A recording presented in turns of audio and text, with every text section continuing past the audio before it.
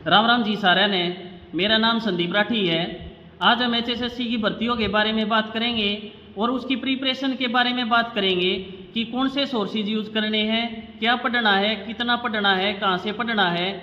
इस वीडियो के बाद आपको पूरी ज़िंदगी किसी से नहीं पूछना पड़ेगा कि किसी पेपर को क्लियर कैसे करते हैं, उसकी स्ट्रेटजी क्या होती है। तो मैं आप सभी को सिर्फ इतना कहना चाहूँगा, ऐसी वीडियो आपको यूट्यूब पे कहीं नहीं मिलेगी। आप सभी को ये वीडियो शुरू से लास्ट तक देखनी है। तो चलते हैं भाई वीडियो की तरफ। स्ट्रेटजी की वीडियो से पहले आप सभी को कुछ इम्पोर्टेंट बातें जाननी ज़रूरी हैं। उनमें से सबसे पहली बात है कि आप सभी को हर किसी पे विश्वास नहीं करना है। यूट्यूब पर वीडियोस की बाढ़ आई हुई है और उसमें से मैं ये बात कहूँगा कि 90% ऑफ द यूट्यूबर्स कभी खुद नौकरी नहीं लग पाए, लेकिन वो स्ट्रेटजी वीडियोस बना रहे हैं सिर्फ व्यूज़ के लिए, ताकि आप सबके अंदर क्यूरियोसिटी बढ़े और आप उनकी वीडियोस को देखो। मैं आप सबको ये चीज़ बता दूं कि भाई हर किसी पे आप सभी को विश्वास नहीं करना है। मैं आप सभी को ये भी बताऊंगा कि मुझ पे आप सभी को विश्वास क्यों करना है। स्ट्रेटजी से पहले मैं आप खुद का इंट्रोडक्शन आप सभी को दे देता हूँ। तो इंट्रोडक्शन के बारे में बात करेंगे तो भाई मैंने एचएसएससी के बहुत सारे एग्ज़ाम क्लियर करे हैं। अभी ग्रुप सी में पोस्टेड हूँ, एक गवर्नमेंट एम्प्लॉई हूँ। साथ साथ में सीईटी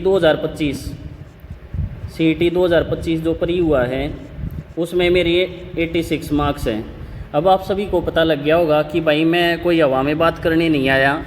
जिस रास्ते से मैं निकल के आया हूँ वही चीज़ें आप सभी को शेयर करूँगा।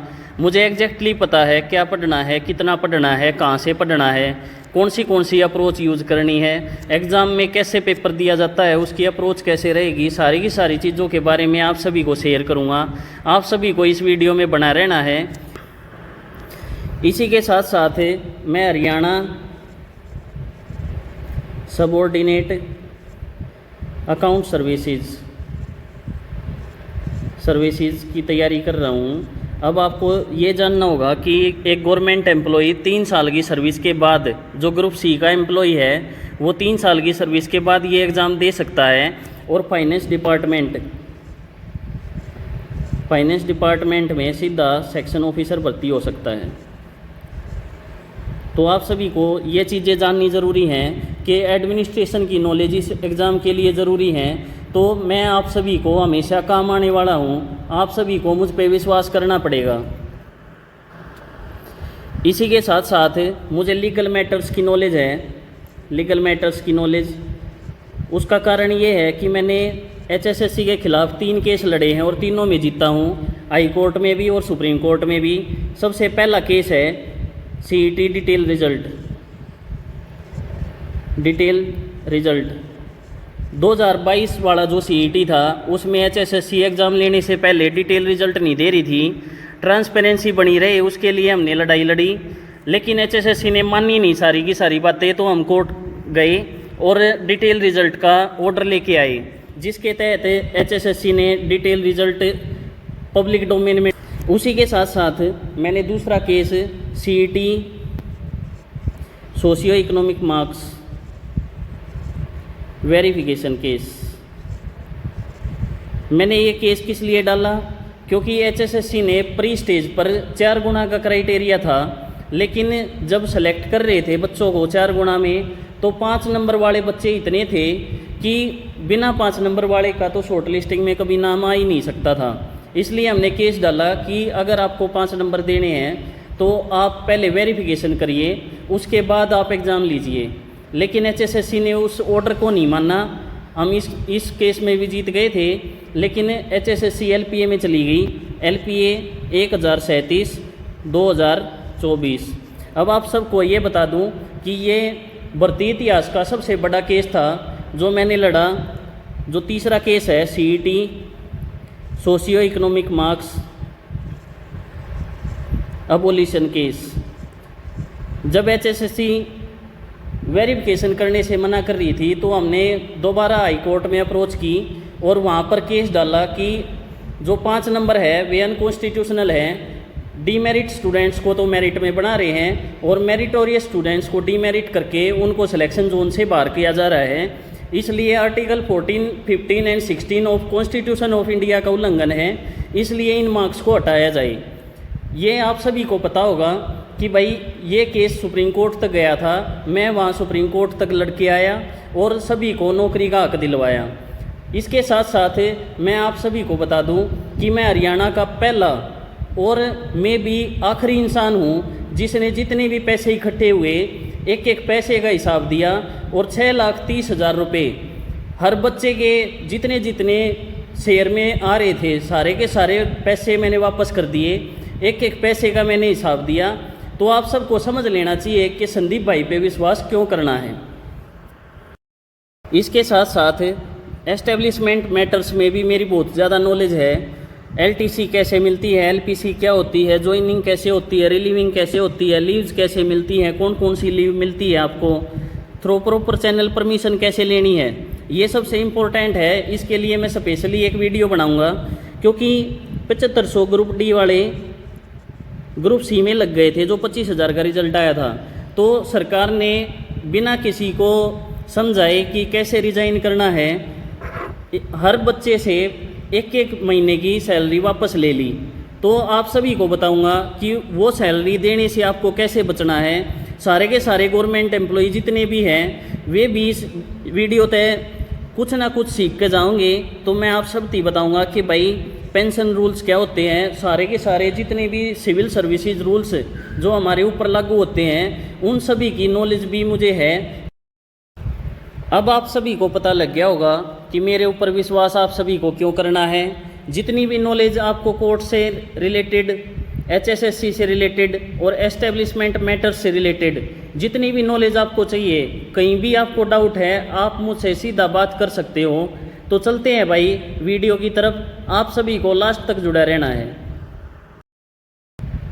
जब भी हम तैयारी की शुरुआत करते हैं तो सबसे पहले उस एग्ज़ाम का सिलेबस जिसकी आप तैयारी कर रहे हो उसकी एक कॉपी आपके टेबल पर हमेशा होनी चाहिए ताकि आपको पता चल सके कि कितना सिलेबस हो गया है और कितना सिलेबस रहता है।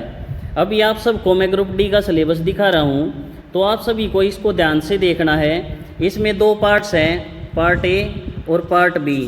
अब आप सभी को ये चीज़ें देखनी है जो मैं आप सभी को बताऊँगा कि पार्ट ए में हरियाणा जीके जो कि 25 नंबर की आएगी, नेशनल जीके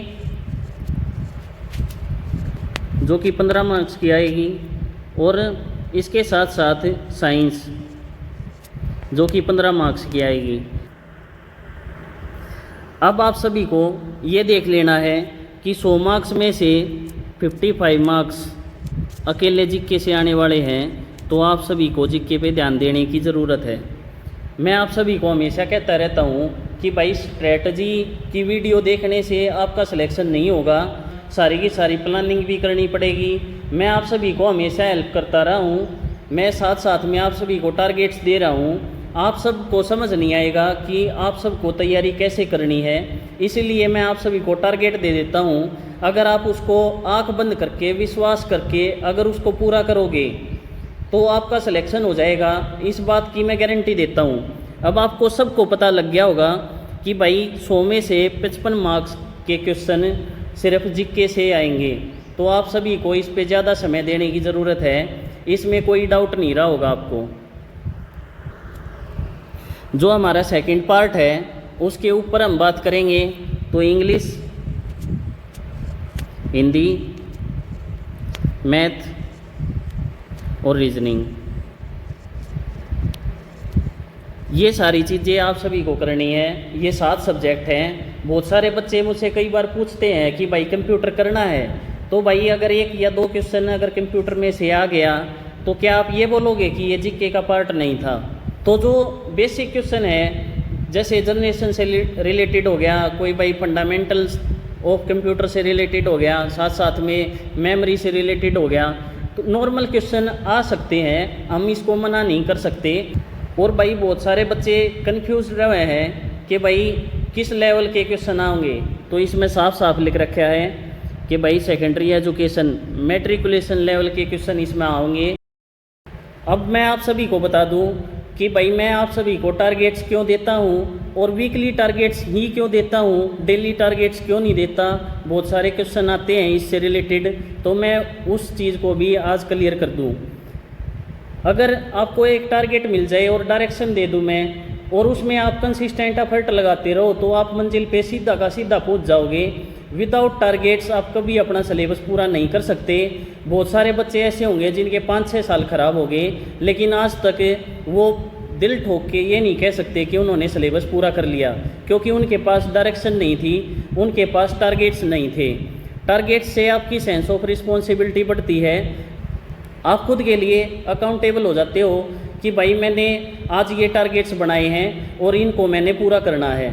उसके लिए आप सभी को एक डायरेक्शन में दे रहा हूँ, आप सभी का फोकस बढ़ता है, आप सभी को मोटिवेशन मिलता है और टाइम मैनेजमेंट भी आप सब सीख सकते हो, क्योंकि आप सभी को पता होना चाहिए कि किस सब्जेक्ट में कितना टाइम देना है।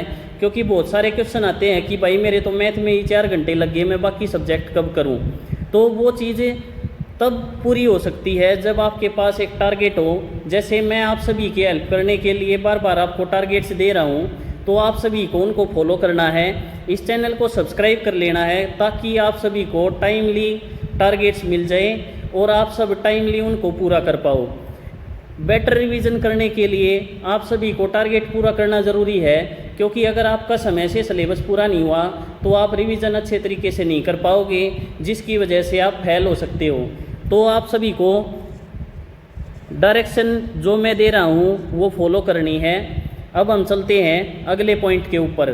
जिन जिन भैया ने अभी तक टारगेट्स शुरू नहीं करे हैं, आप सब इस वीडियो में स्क्रीनशॉट ले सको हो। यो हमारा टारगेट 1 था, तो इसमें हरियाणा जीके का हमने हिस्ट्री पार्ट, मार्च की करंट अफेयर, इस तरीके से मैंने सारे के सारे चैप्टर्स आप सभी को बता रखे हैं। और इस चीज़ का भी ध्यान रखना है कि जितने भी टॉपिक्स मैंने आप सभी को इन टारगेट्स में बताए हैं, जो बच्चे ये पूछते हैं कि भाई मोस्ट इम्पोर्टेंट टॉपिक बता दे, इन 4 टारगेट्स में मैंने सारे के सारे वे टॉपिक्स बता रखे हैं जिनसे स्कोर आप सभी का बढ़ता है।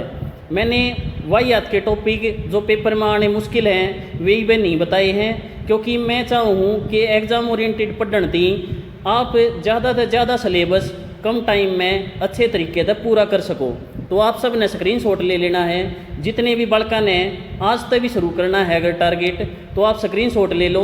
मैं साथ साथ सारे के सारे टारगेट्स के स्क्रीनशॉट आपने दे दूंगा। अब आपने टारगेट 2 का स्क्रीनशॉट ले लेना है, और इसमें मैंने साथ साथ में ये भी बता रखा है कि भाई आप सब ध्यान से देखियो कि भाई मैंने साइंस में हर चीज़ में न्यू लिख रखा है कि next 2 chapter from my notes. ये नोट्स साइंस के आप सब ने पढ़ने क्यों ज़रूरी है, क्योंकि जो मेरे नोट्स हैं वे मैंने एज अ बिगिनर लिखे थे और NCERT बेस्ड हैं सारे के सारे। मैंने खुद तैयारी करी है इन नोट्स में थे और नौकरी लग गया हूँ। ग्रुप D में भी लग गया था, ग्रुप C में भी लग गया हूँ। तो आप सब ने फॉलो करनी है ये सारी की सारी चीज़ें। आप सब ने टारगेट 3 और इस हफ्ते में जो मैंने आप सब 3 टारगेट दिए थे, टारगेट 4 के बारे में आप सब ने देख लिया होगा। मैंने वीडियो बना के बता दी थी कि भाई टारगेट 4 को आपको ऐसे ऐसे पढ़ना है। आप सबको अभी तक टारगेट 4 नहीं मिला है, तो आप इस वीडियो का स्क्रीनशॉट ले लो। और आप सभी को ये चीज़ भी ध्यान रखनी है कि पैटर्न क्या है। मैंने आप सभी को ऊपर भी बता दिया था कि भाई हरियाणा जीके, नेशनल जीके और साइंस ये 55 नंबर की है, तो आप सभी को सीरियस होकर इसकी तैयारी करनी पड़ेगी, क्योंकि most of the percentage GK नहीं पढ़ती, उनको बोरिंग लगता है, या उनको टॉपिक्स बहुत बड़े लगते हैं, या वो बुक्स गलत ले आते हैं, जिसके कारण उनका सिलेबस कभी पूरा नहीं होता। अब मैं आप सभी को ये भी बता दूं कि मैं वीकली टारगेट्स आप सभी को क्यों देता हूं, डेली टारगेट्स क्यों नहीं देता, और डेली टारगेट्स देने वालों को आपको क्यों फॉलो नहीं करना चाहिए। वीकली टारगेट्स में इसलिए देता हूं कि भाई सबका शेड्यूल एक जैसा नहीं होता। किसी के घर में कोई काम आ जाता है या कोई प्रोग्राम हो जाता है तो आपकी पढ़ाई स्किप हो जाती है। आप ये नहीं कर सकते कि मैं तो प्रोग्राम में नहीं जाऊंगा या रिश्तेदारी में नहीं जाऊंगा, आपको जाना होता है। तो अगर वीकली हम शेड्यूल देंगे तो एक दिन आपने स्किप कर दिया तो बाकी में आप उसको कोप अप कर लोगे, उसको पूरा कर लोगे। लेकिन अगर डेली शेड्यूल मैंने आप सभी को दे दिया, अगर एक दिन भी आप उसको स्किप करके तो आपका माइंड पे बर्डन आ जाएगा और एक तलवार लटकी रहेगी कि मेरा सिलेबस औरों से पीछे चल रहा है, जिसकी वजह से आपका दिमाग ख़राब रहेगा। मैं आपका दिमाग ख़राब नहीं करना चाहता, बिल्कुल शांत मन से आपको तैयारी करनी है। तो भाई आप सब ने मेरे मुंह तक हमेशा सुना होगा कि एक सब्जेक्ट, एक सोर्स और उसके मल्टीपल रिवीजन।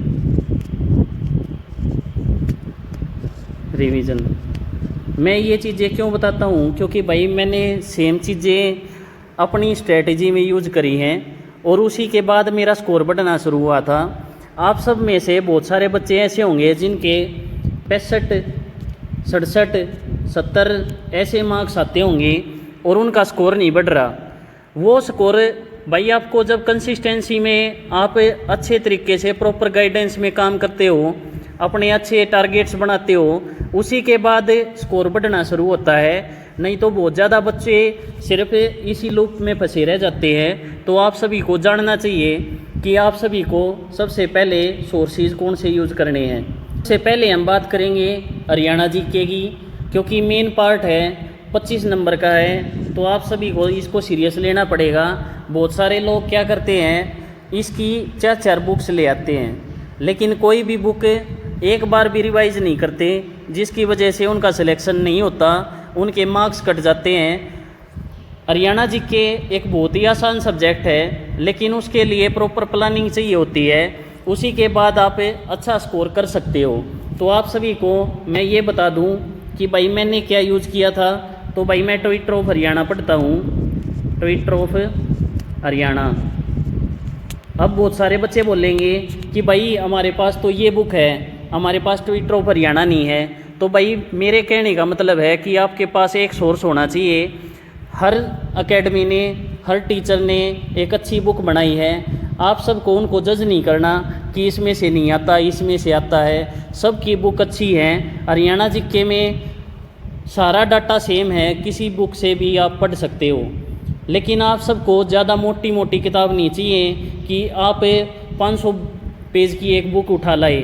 मैं आप सभी को बता दूं कि ट्विटर ऑफ हरियाणा एक 2020 में आई थी, जिसमें सिर्फ 100 पेज थ्योरी के थे और 100 पेज PYQ से रिलेटेड थे। मैं रियलिटी बताता हूं कि भाई मैं आज तक उस बुक को पढ़ता हूं और जितने भी जो टॉपिक हैं, जो लेटेस्ट आ गए हैं, सिर्फ उनको अलग से पढ़ता हूं। तो आप सबको इस चीज़ पे ध्यान देना है कि आपको कम पढ़ना है, लेकिन उसका रिवीजन बहुत ज़्यादा बार करना है। मैं रियलिटी बताता हूँ कि भाई आपका स्कोर ज़रूर बढ़ेगा। उसके साथ साथ आपको संदीप दयाल, आपको नाम याद कर लेना है, संदीप दयाल। इनकी करंट अफेयर्स आपको मिल जाएगी। अब आपका क्वेश्चन होगा कि भाई करंट अफेयर कहाँ से कहाँ तक करनी है। तो भाई जो आपका शेड्यूल आ जाए, शेड्यूल जो आपका पेपर का शेड्यूल आता है, उससे आप माइनस कर लेना 6 महीने। और उसके बाद जो मेन इम्पोर्टेंट है, जो कुछ टॉपिक्स होंगे, मान लो 6 महीने माइनस करने के बाद फरवरी रह गया आपका। तो फरवरी में आप सभी को पता है कि भाई मेला लगता है, सूरजकुंड मेला, तो वो इम्पोर्टेंट चीज़ है। तो आप सभी को 6 महीने का करंट अफेयर तो करना है, लेकिन उसके साथ साथ उससे और -6 महीने जो मेन इम्पोर्टेंट कोई इवेंट्स है, लाइक भाई पैरा ओलंपिक हो गया, एशियन गेम्स होगी, इसी तरीके के कोई मेला हो गया, इसी चीज़ों को फॉलो करना है। सारी की सारी चीज़ें आपको याद होनी चाहिए। उसके साथ साथ योजनाएं, बजट,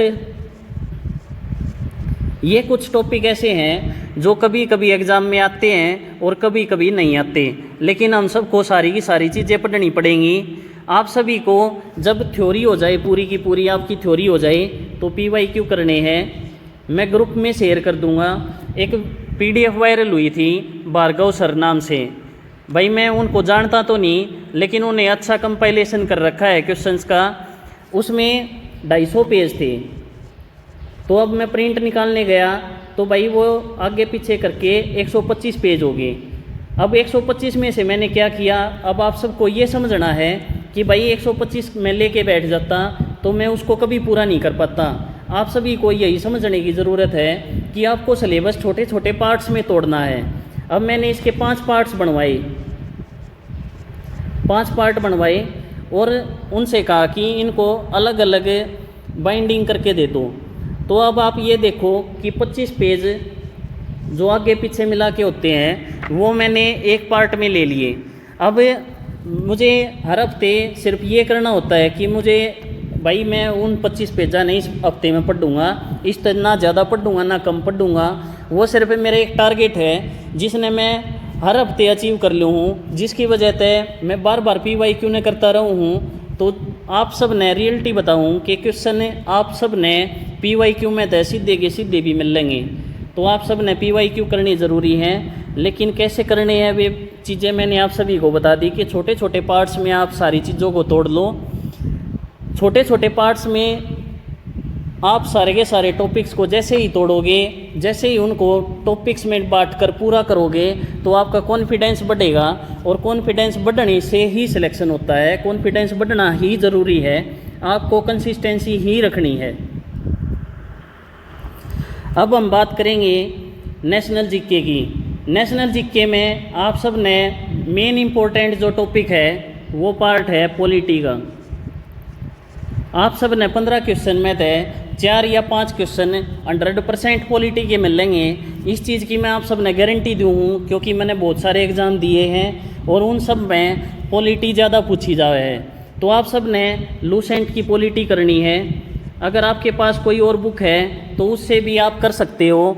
आपको सिर्फ एक चीज़ रखनी है अपने मन में कि मैं एक सोर्स यूज़ करूँगा। तो भाई जो मैंने यूज़ करी है मैं आप सभी को वही बता रहा हूँ, लेकिन अगर आपके पास दूसरी बुक है तो आप उससे भी पॉलिटी कर सकते हो। आर्टिकल जो संविधान के भाग हैं वे संविधान एस्टेब्लिश कैसे हुआ, सारी की सारी चीज़ें आप सबको जान लेनी है। उसी तरीके से हमें अपने मौलिक अधिकारों को पढ़ेंगे, अपनी फंडामेंटल ड्यूटीज़ को पढ़ेंगे, वो कहाँ से ली गई हैं, सारी की सारी चीज़ें आप सभी को पढ़नी है। आप सभी को ये चीज़ें करने के बाद मैं बाद में बता दूंगा कि अगला टॉपिक आपको कैसे करना है। सबसे पहले आपको जैसे ये वीडियो मिले आप सभी को पॉलिटी करनी है और ऐसी कर लेनी है कि उसमें से आपके मार्क्स ना कटें। जब आपकी थ्योरी पूरी हो जाएगी तो आपको गूगल से देख लेना है, आपको घटना चक्र की कॉपी मिल जाएगी। आप सभी को पूरा का पूरा पॉलिटी एक बार उसमें से निकल जाना है कि भाई सारे के सारे क्वेश्चन हम सही कर पाए या नहीं। अगर अलग से क्वेश्चन मिलते हैं तो वो आप साइड में लिख लेना और उनको एक बार फिर से रिवाइज कर लेना। पॉलिटी में आपका 1 नंबर भी नहीं कटेगा, इस चीज़ की मैं गारंटी लेता हूँ। अगर आपको कोई बुक फॉलो नहीं करनी और आपको समझ नहीं आ रही तो सेल्फ मेड नोट्स भी आप बना सकते हो। यूट्यूब पे हर चीज़ की वीडियो है, आप सभी को किसी का कोर्स नहीं लेना, आप सबको सेल्फ स्टडी करनी है। सेल्फ स्टडी से ही एग्ज़ाम क्लियर होता है। आप पीछे जो रिज़ल्ट आया था ग्रुप सी का 25,000 बच्चों का, जो भी सिलेक्ट हुआ है किसी से पूछ लेना, गारंटी लेता हूँ किसी का बैच फॉलो नहीं करते मिलेंगे। सब सेल्फ स्टडी कर रहे थे और कई साल से कर रहे थे, इसलिए उनका सिलेक्शन हुआ है। उसी तरीके से आप सभी का सिलेक्शन होगा अगर आप सेल्फ स्टडी करोगे। अब हम मैथ्स की बात करेंगे कि मैथ्स हमें कहाँ से करना है। तो सिलेक्शन विद जीत,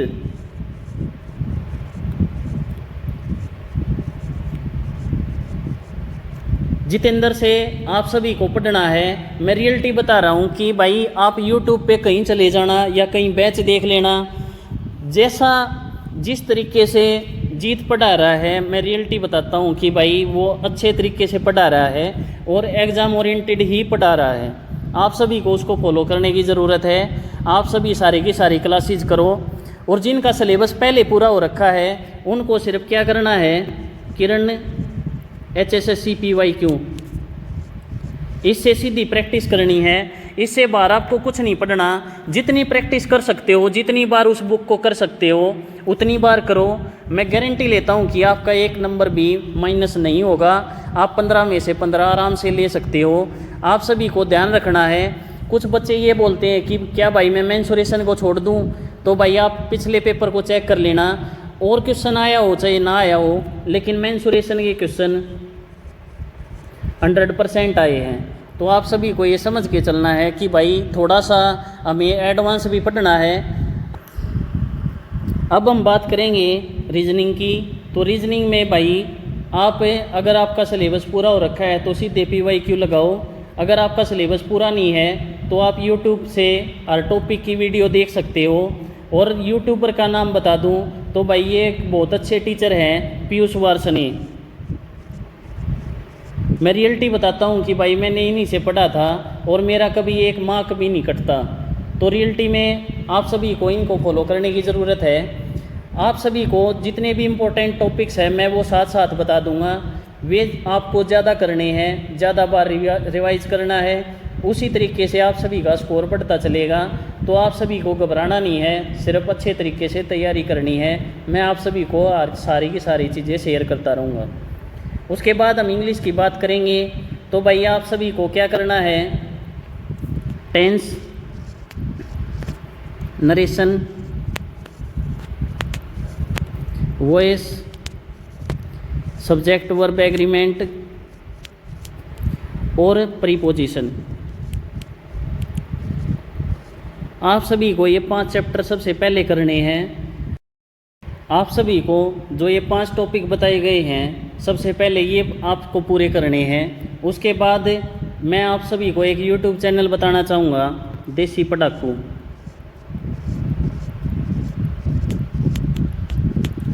यहीं से मैंने तैयारी करी थी। इसमें जो इंग्लिश बाय नीतू मैडम है उसकी वकैब करवा रखी है। ये 17 से 18 घंटे की क्लास है। मैं आप सभी को सिर्फ ये कहूँगा कि आपको डेली आधा घंटा क्लास लेनी है और अगले दिन जब आप आधा घंटा क्लास लेने बैठो तो पिछले दिन का आपको रिवाइज करते चलना है। आप सभी की वकैब पता भी नहीं चलेगा कि कब पूरी हो गई। इसी तरीके से आपको पढ़ते चलना है। मैं आप सभी को साथ साथ जो इम्पोर्टेंट टॉपिक्स है वो भी बता रहा हूँ और आपको बुक्स भी बता रहा हूँ। आप सब इन चीज़ों को फॉलो करोगे तो आप जल्दी नौकरी लग जाओगे। आप सभी को भटकना नहीं है, किसी से बार बार पूछना नहीं है कहाँ से करना है, क्योंकि बहुत सारे लोग आपको गलत बुक्स बता देंगे जिसके कारण आप सभी का नुकसान हो सकता है। उसके बाद हम सामान्य हिंदी के बारे में बात करेंगे। तो भाई आप सब ने या तो लूसेंट की हिंदी ले लेनी है, और अगर आपके पास 9th या 10th की व्याकरण आपके पास है, घर पे आपका कोई छोटा भाई बहन पढ़ता है तो आप उससे पढ़ सकते हो। मैं गारंटी लेता हूँ कि उससे बाहर नहीं आता। आप सभी को बेसिक पे बना रहना है, फैंसी चीज़ें नहीं खरीदनी, क्योंकि आप बार बार किसी की प्रमोशन की वीडियोस देख के कहीं फंस जाओगे और गलत बुक आप ले बैठोगे जिसके कारण आप सभी को नुकसान होगा। तो आप सभी को इतना ही करना है कि 9th या 10th की आपको व्याकरण मिल जाएगी, उससे आप पढ़ सकते हो। सारे के सारे टॉपिक्स जो भी इम्पोर्टेंट होंगे मैं आप सभी को एक वीडियो बना के बता दूंगा। आप सभी को वे टॉपिक्स पूरे कर लेने हैं। साथ साथ में आपको टारगेट्स में भी टॉपिक मिल गए होंगे, जिनमें से ज़्यादा क्वेश्चन आते हैं वही टॉपिक्स मैं आप सभी को टारगेट में बता रहा हूँ। उसके बाद हम साइंस के बारे में बात करेंगे। तो साइंस आपको 9th और 10th की NCERT करनी है अगर आपको 15 में से 15 मार्क्स चाहिए हैं। बहुत सारे लोग बोलेंगे कि भाई ये बुक ले ले इससे आता है, वो बुक ले ले उससे आता है, लेकिन अगर आपका कंसेप्ट क्लियर नहीं है तो आपको समझ नहीं आएगा कि हमको करना क्या है। अगर आपको 15 में से 15 मार्क्स चाहिए तो आपको अलग से एफर्ट्स लगाने पड़ेंगे। आप 9th और 10th की NCERT करो। मैंने भी 9th और 10th की NCERT करी थी। अगर आप उस लैंग्वेज को नहीं समझ सकते जो बुक में दे रखी है तो मैंने आप सभी को नोट्स प्रोवाइड करवा रखे हैं टेलीग्राम ग्रुप पर आप जुड़ के, और आप सब वे नोट्स ले सकते हो। 9th और 10th की NCERT बेस्ड ही वो नोट्स हैं सारे के सारे। और अगर आपको खुद के नोट्स बनाने हैं तो एजू मंत्रा नाम से एक चैनल है जिस पे साइंस करवाई जाती है। मैंने वहीं से वो नोट्स बनाए थे। NCERT बेस्ड सारी की सारी चीज़ें वहाँ पर करवाई जाती है। आप उसको फॉलो कर सकते हो और मैक्सिमम मार्क्स लेने की कोशिश कर सकते हो। आप सभी को पता लग गया होगा कि जितने भी मैंने आप सभी को सोर्स बताए हैं वे ज़्यादा फैंसी नहीं है, लेकिन अगर आप बेसिक से जुड़े रहोगे तो ज़्यादा स्कोर होगा और 100% होगा और आपका सिलेक्शन भी होगा। जब हमारा सिलेबस पूरा हो जाता है या 70-80% तक हमारा सिलेबस पूरा हो जाता है तो हमको साथ साथ PYQ करने हैं। तो PYQ से हमें क्या पता चलता है, मैंने आप सभी को 2023 ग्रुप डी के पेपर देने के लिए बोला था। तो आप सभी को ये समझना पड़ेगा कि उसमें से मैं क्या चाहता था कि आप क्या सीख के आओ। तो आप सभी को पता लग गया होगा, जैसे साइंस का टॉपिक है ग्रुप डी में 15 नंबर का आता है, लेकिन PYQ करने की वजह से आप सभी को पता लग गया होगा कि 10 नंबर की या 11 नंबर की बायो पूछ रखी है। तो PYQ करने का ये फ़र्क होता है कि कोई आदमी फिजिक्स और केमिस्ट्री में ज़्यादा टाइम लगा रहा होगा, लेकिन उसकी आउटपुट कम आएगी क्योंकि टाइम हमें लगाना था बायोलॉजी में। इसी तरीके से आप सभी PYQ करते रहोगे तो आपको एग्ज़ाम ओरिएंटेड चीज़ें पता लगती रहेंगी। यही स्मार्ट स्टडी होती है। आप सभी को ये चीज़ें समझ के चलनी है कि रॉकेट साइंस नहीं होता है एग्ज़ाम क्लियर करना, बस हमें आइडिया होना चाहिए कि पेपर कहाँ से आएगा। बहुत सारे यूट्यूबर्स बार बार मॉक टेस्ट के लिए फोर्स कर रहे हैं, हमारे मॉक टेस्ट खरीद लो, दे मॉक टेस्ट, ले मॉक टेस्ट। मैंने पहले भी एक वीडियो बनाई थी। तो आप सभी को मॉक टेस्ट देने की ज़रूरत नहीं है, क्योंकि अगर आपने अपना सिलेबस अच्छे तरीके से पूरा नहीं किया है तो आप मॉक टेस्ट में कम नंबर लेके आओगे, जिसकी वजह से डिमोटिवेट हो जाओगे और आप पढ़ाई छोड़ दोगे। मैं आप सबको पढ़ाई से दूर नहीं जाने देना चाहता, इसलिए मैं आप सभी से ये कह रहा हूँ कि मॉक टेस्ट आपको अभी नहीं देने हैं। 105 मिनट आपको मिलती हैं पेपर में। रियलिटी बताता हूँ, अगर आपका सिलेबस और PYQ अच्छे तरीके से पूरे हो गए तो आपको ग्रुप डी में लगने के लिए तो मॉक टेस्ट देने की ज़रूरत नहीं है। तो आप सभी को सिलेबस पूरा करना है, PYQ देने हैं, और साथ साथ में हम तीसरे पॉइंट की तरफ चलेंगे, रिवीजन। बिना रिवीजन के आप सारी की सारी चीज़ों को माइंड में रिमाइंड नहीं रख सकते। आपका वहाँ 105 मिनट का पेपर होने वाला है। अगर आप 105 मिनट के अंदर पूरा का पूरा सिलेबस वहाँ पर आउटपुट देना चाहते हो तो भाई आप सभी को रिवीजन करना पड़ेगा, शॉर्ट नोट्स बनाने पड़ेंगे, और बार बार रिवीजन करने से ही सिलेबस छोटा होता है। जैसे मैंने आप सभी को रीजनिंग के नोट्स प्रोवाइड करवाए थे, उसमें सिर्फ 35 पेज में मैंने सारा की सारी रीजनिंग के नोट्स आपको दे दिए, लेकिन अगर आप सीधे उस 35 पेज को पढ़ोगे तो आपकी आउटपुट नहीं आ पाएगी, क्योंकि मैंने रीजनिंग का सिलेबस बहुत बार रिवाइज़ किया हुआ है, इसलिए मुझे बार बार करने की ज़रूरत नहीं होती। मुझे बस शॉर्ट नोट से बस आइडिया होना चाहिए कि ऐसे ऐसे क्वेश्चन आ रहे हैं और मेरे क्वेश्चन ठीक हो जाते हैं। अगर आपको उसी लेवल पे आना है तो आप सभी को रिवीजन ज़्यादा बार करना पड़ेगा। अगर आप सिलेबस की कॉपी अपने पास नहीं रखना चाहते तो एक कॉपी में इस तरीके से अपना सिलेबस लिख लो जैसे मैंने लिख रखी है, क्योंकि इससे सिंप्लीफाई हो जाता है कि कौन सा टॉपिक हमने कितनी बार रिवाइज कर लिया। तो इसी तरीके से जैसे बायोलॉजी है तो इसमें लिख लेना कि भाई हमने 1 रिवीजन कर लिया, 2 कर लिया या 3 कर लिए। इसी तरीके से हमें पूरे के पूरे सिलेबस के 3-3 रिवीजन तो कम से कम करने हैं। आप सभी को सीरियस होने की ज़रूरत है। ऐसा मत मानना कि लेटे रहोगे और सिलेक्शन हो जाएगा, बहुत ज़्यादा कंपटीशन है। आप सभी को इसी तरीके से पूरा सिलेबस सिंप्लीफाई करके लिख लेना है। सिलेबस में यही टॉपिक दिए गए हैं, इसी में अगर आपने मान लो सिलोगिज्म 1 बार कर लिया, फिर 2 बार कर लिया, फिर 3 बार कर लिया, उसके बाद आपका नंबर नहीं कटेगा, इस बात की मैं गारंटी देता हूँ। इसी तरीके से आपको सारा का सारा सिलेबस इस जैसे मैथ लिख रखा है इसी तरीके से लिख लेना है। इन्हीं चीज़ों से आप सबके मार्क्स बढ़ते हैं। आपको कंसिस्टेंसी रखनी है।